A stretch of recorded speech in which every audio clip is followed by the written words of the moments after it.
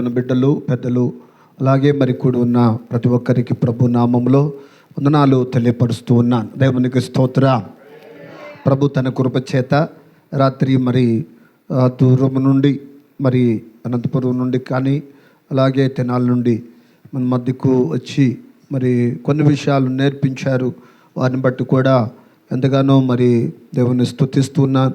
ఈరోజు పగలు కూడా మంచిగా జరిగింది. అక్కడ మరి మన బిడ్డలు కూడా కొంతమంది అటెండ్ అయ్యారు.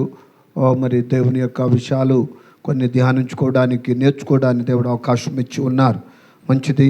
ప్రభు తన కృప చేత ఇది నా సిలువ ధ్యానములలో మరి 40 దినాలు ఉపవాస ప్రార్థన మన కోసమై, మన కుటుంబాల కోసమై, మనము సమాధానపరచబడాలని, మనము దేవుని మార్గంలో నడిపించుట కొరకై, దేవుని యొక్క చిత్తంలో నడుచుకొనుటకై ఏమైనా విధేయతలు, ఏమైనా బలహీనతలు, ఏదైనా మనలో కానిది అది విడిచిపెట్టి ప్రభు వైపు మనము నడుచుకోవాల్సిన వారమై ఉన్నాము. దేవుని యొక్క దయ చొప్పున రోజుకొక అంశాన్ని ప్రభు మనకి అందిస్తూ ఉన్నారు. కాబట్టి మరి దినాన ప్రభు తన కృప చేత మరి మనకిచ్చిన 27 దినాలు, 26 దినాలు గడిచినవి. 27వ దినాన్ని మనము సిలువ ధ్యానంలో మనం ఉన్నాం. ప్రాముఖ్యమైన దినాలు గడుస్తున్నాయండి. ఇంకో కొద్ది దినాలు మాత్రమే ఉన్నాయి. రేపు శనివారంతో 28 కనుక లాస్ట్ వీక్లోకి మనము ప్రవేశిస్తున్నాము. ఆ విషయాలలో మనం కూడా ఒక చక్కటి మరి నడవడికలో, ఒక చక్కటి ఆతృతలో, ఒక చక్కటి విశ్వాస ప్రయాణములో మనం ముందుకు వెళ్ళాల్సిన వారమై ఉన్నాము. దేవునికి స్తోత్ర. మంచిది. ఒక చిన్న వాక్య సందేశాన్ని మనం ఈ దినాన నేర్చుకుందాం. ప్రభు తన కృప చేత హెబ్రీలకు రాసిన పత్రిక 4వ అధ్యాయము 14వ వచనం నుండి 16వ వచనం వరకు ఈ మాటలు ఈ దినాన మరి మూల వాక్యాన్ని మనం చదువుకుందాం. హెబ్రీలకు రాసిన పత్రిక బైబిల్ ఉన్న వాళ్ళందరూ కూడా తీసి చూడండి. 4వ అధ్యాయము 14వ వాక్యం చదువమ్మా. ఆకాశ మండలము గుండా వెళ్ళిన దేవుని కుమారుడైన యేసు అను గొప్ప ప్రధాన యాజకుడు మనకు ఉన్నాడు గనుక మనము ఒప్పుకొనిన దానిని గట్టిగా చేపట్టుదము. మన ప్రధాన యాజకుడు మన బలహీనతల యందు మనతో సహానుభవము లేనివాడు కాడు, కానీ సమస్త విషయములలో మన వలెనే శోధింపబడియును ఆయన పాపము లేనివాడిగా ఉండెను. గనుక మనము కనికరించబడి సమయోచితమైన సహాయము కొరకు కృప పొందునట్లు ధైర్యముతో కృపాసనము నద్దకు చేరుదము. దేవునికి స్తోత్ర. ఇది మనము చదువుకున్న హెబ్రీలకు రాసిన పత్రికలో 4వ అధ్యాయము 14 నుండి 16 వరకు ఇందులో మనము కనబడుతున్న వాక్యము, వాటిలో ఉన్న సారాంశం మొత్తం చూస్తే ప్రాముఖ్యమైన విషయము. ఈ రోజున సిలువ ధ్యానములో అంశం ఏం చెప్తుందయ్యా అంటే ప్రధాన యాజకుడు. ఎవరట? ప్రధాన యాజకుడు మనకున్నాడు. కనుక యాజకులు ఆ దినాలలో పాత నిబంధన కాలములో ఉన్నారు. ఆ దినాలలో యాజకత్వం చేసిన వారు ఉన్నారు, వారు సేవ చేసిన వారు ఉన్నారు, వారు పరిచర్య చేసిన వారు ఉన్నారు. ప్రజల పక్షమున వారు ఇదిగో బలియాగం అర్పించినటువంటి వారు ప్రధాన యాజకులుగా ఉన్నారు. కృత నిబంధన కాలములోకి వచ్చేసరికి చివరి యాజకుడుగా ఉన్నది ఎవరయ్యా అంటే జకరియా, ఎలిజబెత్తును మనం చూస్తాం. అక్కడ ఎలిజబెత్, జకరియా ప్రధాన అదిగో మరి అక్కడ యాజకుడుగా ఉన్నాడు. అందుకో దేవాలయములకు వెళ్ళాడు, ప్రజల పక్షమున ప్రార్థిస్తున్నాడు, అక్కడ ధూపం వేస్తూ ఉన్నాడు. ప్రజలందరూ బయట ఉన్నారు. యాజకత్వం అనేది ఉన్నది. వాళ్ళంతా యాజకులుగా చెప్పబడ్డారు. అయితే ఇక్కడ మనం చదువుకున్న ఈ భాగంలో చూస్తే ప్రధాన యాజకుడు అంటాడు. అంటే యాజకులందరికీ కూడా ఆయన ప్రధాన యాజకుడు. దేవునికి స్తోత్ర. కాపరులందరికీ కూడా ప్రధాన కాపరిలాగా ఇలాగున మనం చూస్తున్నాము యేసయ్యలో. కనుక యేసయ్య మనకు ఎవరయ్యా అంటే ప్రధాన యాజకుడు. ఈ రోజున ప్రతి నోట మనము ధ్యానిస్తున్న అంశం పలుకుదాం. ఏమని అంటే మనకొక ప్రధాన యాజకుడు ఉన్నాడు. దేవునికి స్తోత్రం. కాబట్టి మనము ఇదిగో పరలోకములో గొప్ప ప్రధాన యాజకుడు ఆయన యేసుక్రీస్తు యేసుక్రీస్తు ఉన్నందున విశ్వాసమును గట్టిగా పట్టుకొని కృపాసనమునకు ధైర్యముగా చేరి ఆయన కృపను పొందుకుందామంటాడు. దేవునికి స్తోత్రం. వాటిలో 5 విషయాలు మనము నేర్చుకోవచ్చు. ప్రధాన యాజకునిలో మనము నేర్చుకోవలసినవి 5 విషయాలు ఉన్నాయి. వాటిలో మనం చదువుకుంటే మొదటిది 14వ వచనాన్ని మరలా చదువుదాం మనం. ఆకాశ మండలము గుండా వెళ్ళిన దేవుని కుమారుడైన యేసు, అది కనుక గొప్ప ప్రధాన యాజకుడు మనకు ఉన్నాడు. దేవునికి స్తోత్రం. మొదటి మాట గొప్ప ప్రధాన యాజకుడు. అది ప్రధాన యాజకుడు వేరు, గొప్ప ప్రధాన యాజకుడట. ఈ రోజున మనము నేను తెలుసుకోవాల్సిందంటే అంటే యేసయ్య గొప్ప ప్రధాన యాజకుడు. ఆయనలో గొప్పతనం ఉంది, ఆయనలో అదిగో శక్తి ఉన్నది, ఆయనలో బలం ఉంది, ఆయనలో ఏదైనా చేయగలిగిన సమర్థుడైన ఆయన గొప్ప ప్రధాన యాజకుడు. ఆయన గురించి ఇక్కడ మనము మరి చూచినట్లయితే అంటాడు మన రక్షణ సంపూర్ణమైనది. ఎందుకంటే మన కోసము దేవుని ఎదుట నిలబడి ఉన్నటువంటి ప్రధాన యాజకుడు ఉన్నాడు. ఆయన ఆకాశ మండలము గుండా వెళ్ళి దేవుని దగ్గరికి వెళ్ళాడు. దేవునికి స్తోత్రం. కాబట్టి ఆయనలో ఏముంది అంటే గొప్ప యాజకుడు, గొప్ప యాజకుడు ఆయన అదిగో ప్రజలలో ఉండగా, ఆ ప్రజలు సమాజ మందిరంలో ఉన్నప్పుడు అందరూ పరిసయ్యుల మధ్యలో అదిగో జ్ఞానులు అన్నవాళ్ళు అదిగో చాలా ప్రజ్ఞ కలిగినటువంటి వాళ్ళ మధ్యలో ఉండగా ఆయన అడుగుతుంటే ఆ మాట వాళ్ళు వేసే ప్రశ్నలకు జవాబు చెబుతుంటే యేసయ్య వేసిన ప్రశ్నలకు వాళ్ళు చెప్పలేకపోతుంటే వాళ్ళు అన్నారు, ఈయన జ్ఞానం ఎక్కడి నుండి వచ్చింది, ఎక్కడి నుండి వచ్చింది అంటున్నా, ఈయన ఫలానా వాని కుమారుడు కాదా అని అంటా ఉన్నా. కానీ ఈయన ఎవరట, ఈ యొక్క ఆకాశ మండలము గుండా వెళ్ళి ఉన్నాడు, గొప్ప ప్రధాన యాజకుడు. దేవునికి స్తోత్రం. ఇందులో మనం చూస్తున్నాము, ఒకటి ఆయనలో నేర్చుకోవాల్సింది గొప్పతనం. నీలో నాలో గొప్పతనాన్ని కలిగిస్తాడు. ఏమైతే లేదో, ఏమైతే బలహీనతలు ఉన్నావో వాటిని పోగొట్టి ఒక గొప్పతనాన్ని కలిగిస్తాడు, ఒక స్థితిని కలిగిస్తాడు ఆయన. కాబట్టి ఆయనలో గొప్పతనం ఉంది. ఆయన గొప్ప ప్రధాన యాజకుడు. రెండవదిగా మనం చదువుకుంటే ఆయన ఎవరు అంటే ఆయన ఇక్కడ హెబ్రీయులకు రాసిన పత్రికలోనే 4:14 అంటాడు కదా, మనము ఒప్పుకొనిన దానిని గట్టిగా పట్టుకుందాం అంటాడు, చేపట్టుదాము అంటాడు. రెండవది ప్రధాన యాజకుని దగ్గర ఏముందంటే విశ్వాసాన్ని గట్టిగా పట్టుకొని ఉండాలి. నువ్వు లూజ్ అవ్వకూడదు.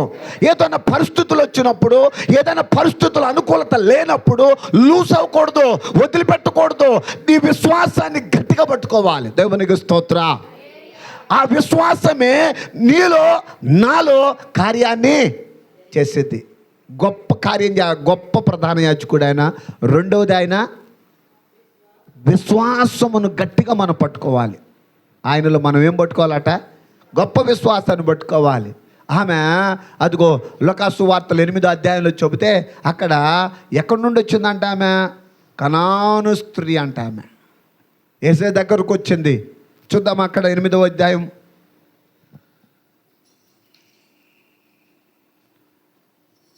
లూకాసు వార్త.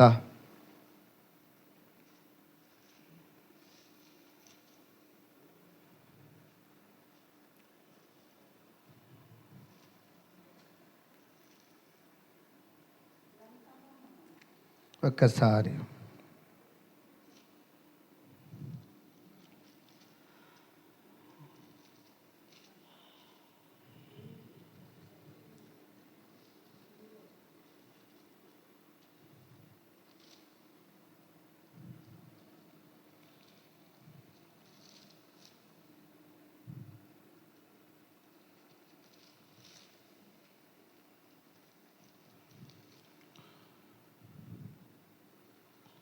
అక్కడ మత్తయి సువార్త చూద్దాం ఒకసారి.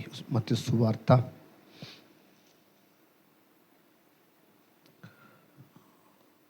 15వ అధ్యాయము 21 వచనాన్ని చదువుకున్నాం.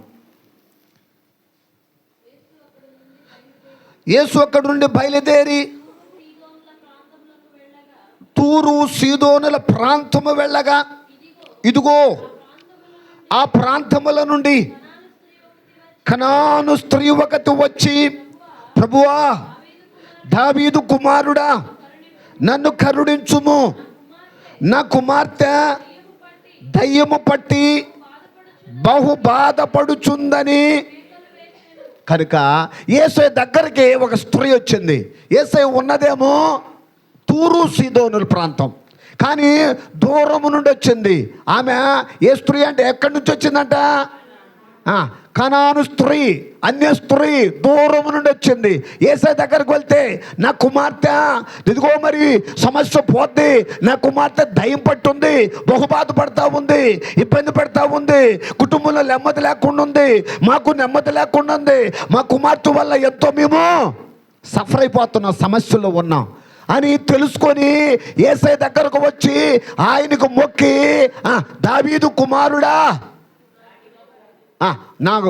నా యొక్క కుమార్తెను కరుణించి, మమ్మల్ని కరుణించని కేకలేసి చెప్తుందంట. అయితే అందుకైనా ఆమెతో ఒక్క మాట అయినను చెప్పలేదు. చూసారా, ఆమె ఎంత చెప్పుకుందో, తమ గోడంతా, తమ బాధ అంతా, తమ కష్టం అంతా చెప్పుకున్నా ఒక మాట కూడా చెప్పలా, ఒక్క మాట అయినను చెప్పలేదు. అప్పుడు ఆయన శిష్యులు వచ్చి, ఈమె మన వెంబడి వచ్చి కేకలు వేయుచున్నది కనుక ఈమెను పంపివేయమని. అయ్యా, ఒక మాట కూడా నువ్వు మాట్లాడతలేదుగా, ఈమెతో అరుపు ఎక్కువైపోయింది, ఈమె సమస్య ఎక్కువైపోయింది, ఈమె చాలా బాధ పెడతా ఉంది, కాబట్టి ఈమెను పంపించమంటావా, ఈమెను పంపించమంటావా అని అడుగుతున్నారు యేసయ్యను అడుగుతున్నారు శిష్యులు. కనుక అప్పుడేమన్నాడట యేసయ్య, ఆయన ఇశ్రాయేలు ఇంటి వారు నశించిన గొర్రెల ఎద్దకే కానీ మరి ఎవరి ఎద్దకు నేను పంపబడలేదు. అంటే టోటల్గా ఏమన్నాడంటే, నేను ఆమె కోసం రాలా, నీ కోసం నేను రాలా. ఆమె పరిగెత్తుకుంటూ యేసయ్య కోసం వస్తే యేసయ్య అన్నాడు కదా, డైరెక్ట్గా ఒకటే మాట అన్నాడు, అమ్మ నీ కోసం నేను రాలా, నశించిపోతున్నా అదిగో ఇశ్రాయేలు దగ్గరికే వచ్చా, నశించిపోతున్న వాళ్ళ కోసం వచ్చా అని అన్నాడు. అని అంటే ఇప్పుడు ఏమంటుందట, ఆయనను ఆమె వచ్చి, అయినా కానీ రెండోసారి మొక్కుతుంది, అయ్యా వందనాలు, అయ్యా నీకు దండమయ్యా, మీకు వందనాలు అయ్యా. మళ్ళా బహు వినయముగా తన బాధ తీర్చబడాలి, అందుకోసమే మరలా ఆయనకు మొక్కి, ప్రభువా నాకు సహాయము చేయమని అడిగెను. అందుకైన పిల్లల రొట్టె తీసుకొని కుక్క పిల్లకు వేయట యుక్తము కాదని చెప్పగా, అంటే ఇప్పుడు డైరెక్ట్గా ఇంకో మాట చెప్తున్నాడు, అమ్మా నీకోసం వచ్చాను కంటే అయినా కానీ నీకు అర్థం కావట్లా, నాతో మాట్లాడుతూనే ఉన్నావు, నాకు మొక్కి నాకు చెప్తానే ఉన్నావు, కాబట్టి రొట్టె కుక్క పిల్లలకి వేయటం అది యుక్తం కాదు కదమ్మా. కనుక అంటే ఆమెను ఎట్లా పోల్చుతున్నా, ఏమనుకుంటున్నానంటే ఆమె, అయ్యా అలాంటి పరిస్థితుల్లో ఉంది, ఎదురు చూస్తుంది, అటు యుక్తం కాదు కదమ్మా అన్నాడు. అంటే ఏమంటుందంట ఆమె, నిజమే ప్రభువా, కుక్క పిల్లలు కూడా తన యజమాని బల్ల మీద నుండి పడు ముక్కలు తినుడు కదా. అయ్యా ఒకసారి కింద పడిన ముక్కలు తింటాయి కదా, కుక్కలు తింటాయి కదా, అట్టా దాన్ని అనుకోయ్యా, అలాగే అనుకోయ్యా, నిజమేనా నువ్వు చెప్పిందంతా అని అంటుంది. అంటే అప్పుడు ఏమంటున్నాడు చూసావా, అందుకు యేసు ఇప్పుడు అంటున్నాడు చూసావా, ఎంత మాట్లాడిన తర్వాత ఇప్పుడు ఏమన్నాడు తెలుసా, అమ్మా నీ విశ్వాసము గొప్పది, నీవు కోరినట్టే. దేవునికి స్తోత్రం చూద్దాం, హల్లెలూయా. ఒక మాట అనగానే వెనకపోలా, ఒక మాట అనగా తగ్గిపోలా, ఒక మాట అనగానే వదిలిపెట్టాలా, ఒక మాట ఒక సమస్య రాగానే అలాగే నిలబడిపోలా. ఆమె వెంట పడతానే ఉంది యేసయ్య. ఇది నా విశ్వాసం అనేది ఏంటో తెలుసా? నిన్ను పరీక్షించేది ఏంటో తెలుసా? నిన్ను బలపరిచేది ఏంటో తెలుసా? సమస్య వచ్చినప్పుడు ఆ సమస్యలలో ప్రభు వైపు నువ్వు ఎంతగా నిలబడతావో చూస్తూ ఉంటాడు. ఆ సమస్యలు గట్టిగా ఉన్నావా లేకపోతే లూస్గా ఉన్నావా, అదిగో ఆ గొప్పగా యేసయ్యను వెంబడిస్తున్నావా లేదో ఆలోచిస్తాడు. కానీ నిలబడితే ఏదైనా నిందలైనా అవమానములైనా కష్టములైనా కన్నీటిలైనా ఏదైనా కానీ ప్రభువా నువ్వేనయ్యా అని అనగలిగితే ఆయన చెప్పే మాట అమ్మా అని అక్కడ అన్నాడు, ఇక్కడ అయ్యా నీ శ్వాసము గొప్పది. దేవునికి స్తోత్రం చూద్దాం. ఉదయ గారి విషయంలో కూడా అంతే. వదిలిపెట్టక ప్రభు వైపు ఏదైనా కానీ నా కుమార్తెకు నా కుటుంబమునకు నాకు న్యాయం తీరుస్తాడు ఆయన అని నువ్వు అనగలిగితే, అలాగ వెంటబడతా ఉంటే ప్రార్థన చేస్తూ ఉంటే అక్కడ ఆ కనాను స్త్రీకి తన కూతురు విషయములో, ఇక్కడ నీ కూతురు విషయములో ప్రభు కార్యము చేసే దేవుడు. దేవునికి స్తోత్రా. ఎలాంటి దేవుడు అయ్యా అంటే, అమ్మా నీ విశ్వాసము గొప్పది, నువ్వు కోరినట్టే అన్నాడు. నువ్వు కోరినట్టే నీ బిడ్డకి వెంటనే ఆ గడియలోనే ఆమె కుమార్తె స్వస్థత నొందెను. దేవునికి స్తోత్ర. విశ్వాసం ఏం చేస్తుంది తెలుసా? బాగు చేస్తుంది. విశ్వాసం ఏం చేస్తుంది అంటే సరిచేసేది. విశ్వాసము మన బలహీనతను పోగొట్టి బలమైన కార్యాన్ని చేసేది. అందుకోసమే విశ్వాసాన్ని మనము వదులుకోకూడదు. ఆఖరి వరకు ఎదురు చూడాలి. మనము లోకంలో సామెత ఉంది, అన్నమంతా ఉడికిందాకా ఉంటారంట.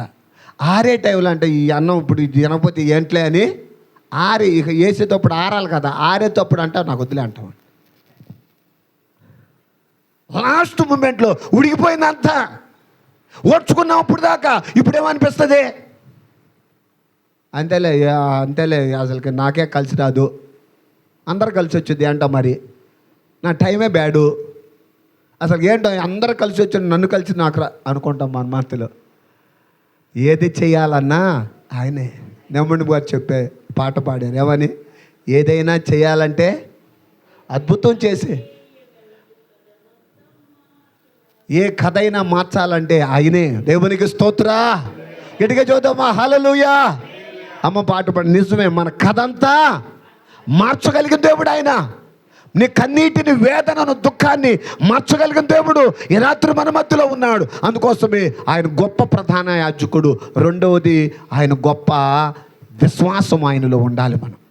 ఆయనలో విశ్వాసముతో మనం వెంబడించాలి. అందుకోసం విశ్వాసమునకు కర్తయు యేసు వైపు చూడమన్నాడు. దేవునికి స్తోత్ర. మూడవదిగా మనం చదువుకుంటే ఇదిగో మరి దేవుని యొక్క సన్నిధానంలో అంటాడు. 15 వచనం చదువుదామా?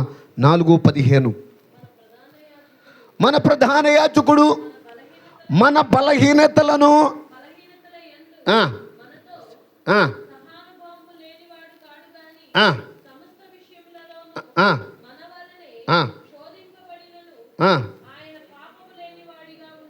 కాబట్టి ఇక్కడ మూడవది మన బలహీనతలను తెలిసిన యాజకుడు ఆయన. దేవునికి స్తోత్ర. నీ బలహీనత ఏంటో నా బలహీనత ఏమిటో తెలుసు ఆయనకి. ఆయన తెలియకుండా లేదు. అందుకోసమే యేసయ్య మనుష్యుడిగా ఆయన శోధనలు అనుభవించాడు. ఆయన తన బాధలను అర్థం చేసుకుంటాడు, కానీ ఆయన మన బాధలను అర్థం చేసుకుంటాడు. కానీ ఆయనలో పాపము లేదు. దేవునికి స్తోత్ర. మనము మన బాధలను బట్టి మనం పాపము చేయకూడదు. ఆయన మనల్ని అర్థం చేసుకుంటాడు కనుక ఆయనలో ఏముందయ్యా అంటే పాపము లేదు. అర్థం చేసుకోవాలి అయ్యా అంటే మనలో కూడా తొందరపాటు కూడా ఉండకూడదు. ఇప్పుడు వైరల్ అవుతుంది ఇప్పుడు ఒక ఫోన్లో అంతా కూడా ఆమె వైష్ణవి తన భర్త ప్రేమించే పెళ్లి చేసుకున్నారు. కానీ ఆమె ప్రెగ్నెన్సీ 5th మంత్ రాత్రికి రాత్రి గొంతు కోసేశాడు. అన్ని ఇచ్చారు వాళ్ళకి, మరి కట్న కానుకలు అన్నీ ఇచ్చారు. మంచి ఆ పాప యూట్యూబర్ అంట. ఇది యూట్యూబ్లో దాంట్లో మంచి నేమ్ కలిగి రీల్స్లోనే పరిచయం అయింది. రాత్రికి రాత్రి గొంతు కోసేసేసి పొద్దున్నే లేచేసి వాళ్ళ మామగారు ఇచ్చిన బండి వేసుకొని వెళ్ళిపోయాడు. ఇప్పుడంతా కూడా అదే జరుగుతుంది. ఇప్పుడు గారాబమ్మగా పెంచుకున్న కూతురు మొత్తం కలిసి 18 సంవత్సరాలు. 18 సంవత్సరాలకే ఆమె అయిపోయింది, చనిపోయింది. అంటే దాని అర్థం ఏంటయ్యా అంటే ఎంత పరిస్థితి అయ్యా అంటే ఈ లోకములో అలాంటి తొందరపాటు అనేది జీవితాలను నష్టము చేసింది. ప్రభు ఉన్నాడు, ప్రభు చేస్తాడు. ఆయన మన బలహీనతల యందు ఆయన తెలియకుండా లేడు. ఆయన తెలుసు ఆయనకి. ఆయన మనకున్నాడు. దేవునికి స్తోత్ర. కనుక మన బాధను దేవుడు అర్థం చేసుకోలేడని అనుకోబాక. నా బాధ ఎవరు అర్థం చేసుకోవాలి. ఒకరోజు నేను అనుకుంటా స్వయంగా నేను బలిపెట్టి ఎదుట నేను చెప్తున్నాను. ఎవరికి తెలియదు నా బాధ.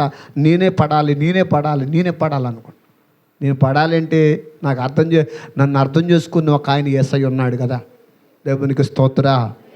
సాతాను అంటాడట, సాతాను పెడతాడట ఏంటంటే నీ బాధ ఎవడు అర్థం చేసుకోడు.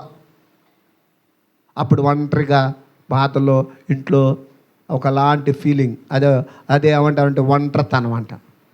అదే ప్రభా నువ్వు ఉన్నావు ప్రభా అంటే ఎట్లుంటుంది తెలుసా? ఆయన మనం అర్థం చేసుకోగలడు. తండ్రి అయినా అర్థం చేసుకోలేడేమో, తల్లి అయినా అర్థం చేసుకోలేదేమో, కానీ పరలోకపులో ఉన్నటువంటి ప్రధాన యాజకుడు నిన్ను నన్ను అర్థం చేసుకోగలడు. దేవునికి స్తోత్ర. కనుక మనకు ఆ ప్రధాన యాజకుడు మన బలహీనతలను ఆయన తెలిసిన యాజకుడుగా ఉన్నాడు. దేవునికి స్తోత్ర. 4వదిగా మనము చూస్తే అదిగో 16 వచనాన్ని చదువుకుందాం. గనుక మనము కనికరించబడి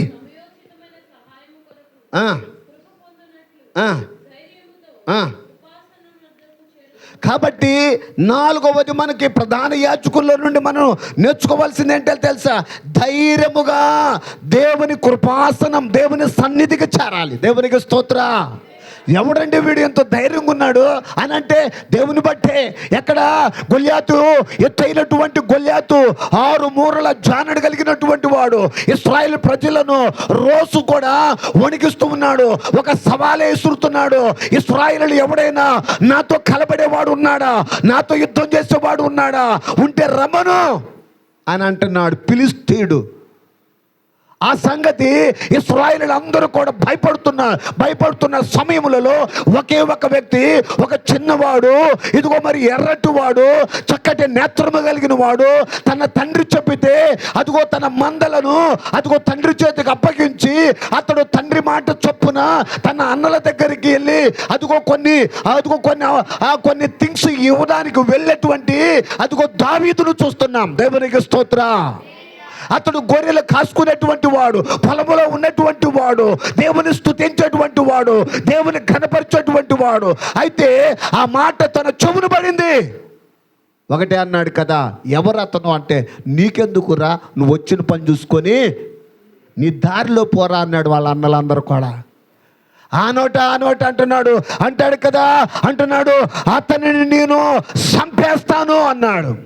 అయితే ఏ ఒక్కరిలో మాట సాహసించి చెప్పగలిగిన వ్యక్తి ఎవరు లేరు. ఒక దావీదే. దేవునికి స్తోత్ర. ఒక దావీదే ఈ మాట చెబితే ఆ నోట ఈ నోట వెళ్ళి అదిగో అక్కడ ఉన్నటువంటి అంతఃపురములో ఉన్నటువంటి సౌలు నోట అది వచ్చి ఆ చెవును పడింది వెళ్ళి. దేవునికి స్తోత్ర. అతను పిలవండి అన్నారు. చూస్తే ఎట్టుంటాడంటే ఆయన మీద ఇంచుమించు గుప్పుడు ఎక్కువ ఉంటాడు అనుకుంటే ఆయనకి ఈయనకి అసలు పోలికే. ఆయన ఎత్తైన మనిషి, ఈయనేమో కొరసగా ఉన్నాడు. ఆయన చూస్తేనేమో బాల్యం నుండి యుద్ధం చేసేవాడు, ఈయనేమో గొర్రెలు కాసుకునేట్టు పొలంలో ఉండేవాడు. చూస్తానికేమో ఎర్రగానే ఉన్నాడు, చూస్తానికేమో చక్కటి నేత్రాలు కలిగినాడే, కానీ ఇతను యుద్ధం చేసేదానికి అవదో లేదు.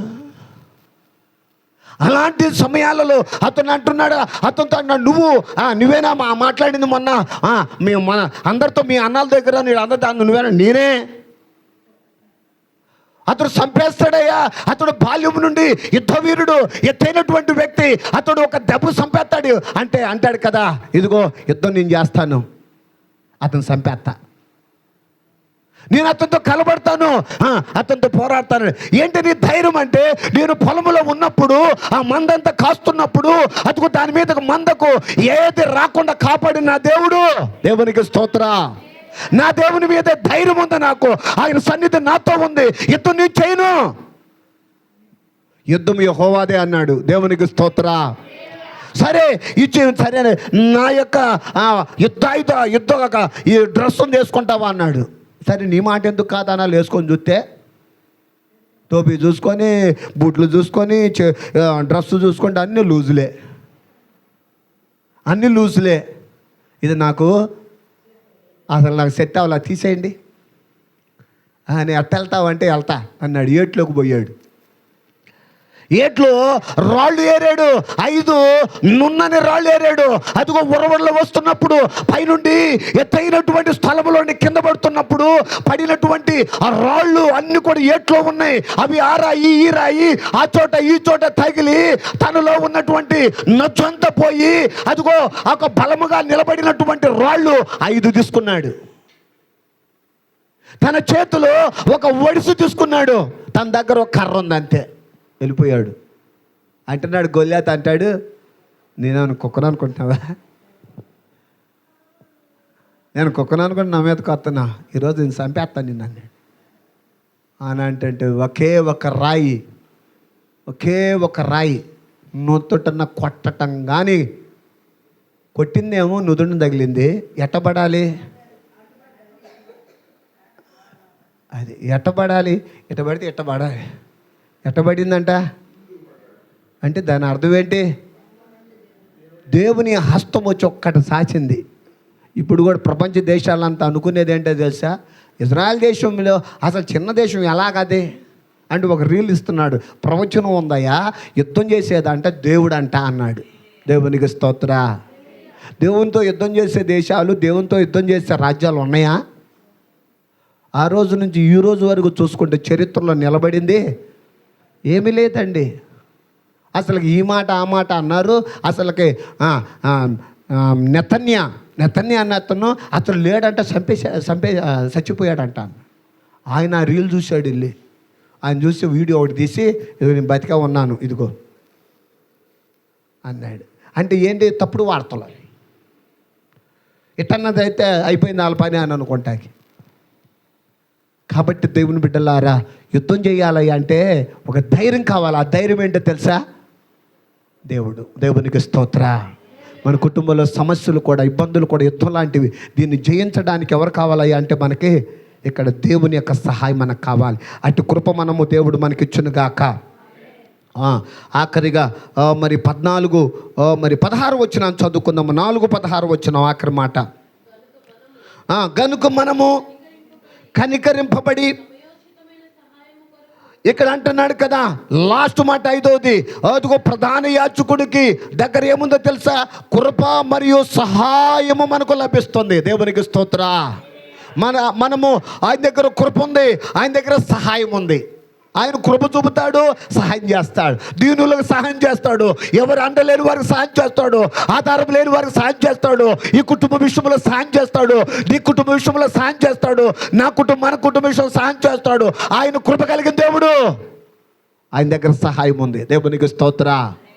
అందుకోసం ఈ రోజున ఆయన సహాయం ఈ కుటుంబం మనకు దేవుడు ఇచ్చునుగాక. ఉదయ్ గారు తన కుటుంబం పక్షాన దేవుడు సహాయం చేయనుగాక. కాబట్టి దినాన మరి దేవుడు మనకిచ్చిన దాన్ని బట్టి దేవుని యొక్క దయలో ఈ 5 అనుభవాలు ప్రధాన యాజకునిలో ఇలాగ మనం నడుచుకుందాం. దేవునిలో ముందుకు బలపడదాం. దేవుడి మాటలు ప్రభు మన వినికిడిలో దేవుడు దీవించి ఆశీర్వదించునుగాక. ఆమేన్.